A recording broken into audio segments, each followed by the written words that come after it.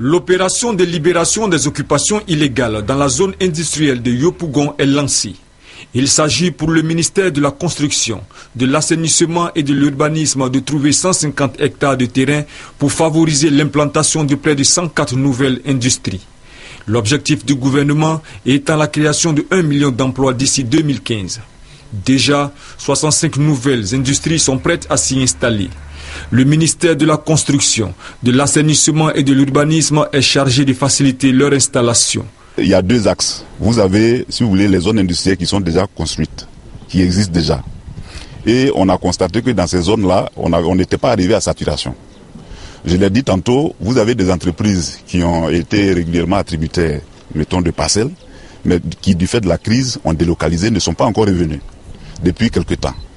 Ces espaces-là, puisque ces entreprises ne sont plus là, il va falloir les retirer pour les octroyer, n'est-ce pas, à d'autres entreprises qui sont prêtes à s'installer.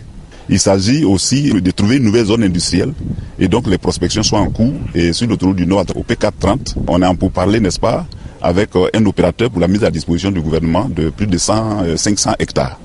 Sont concernés par ces retraits les terrains nus non mis en valeur, les terrains insuffisamment mis en valeur, les terrains en sous-location et les terrains occupés par les industries en cessation d'activité.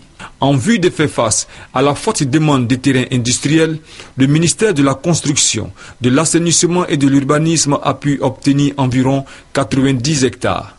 Notons que l'installation de ces nouveaux industriels favorisera la création de près de 120 000 emplois.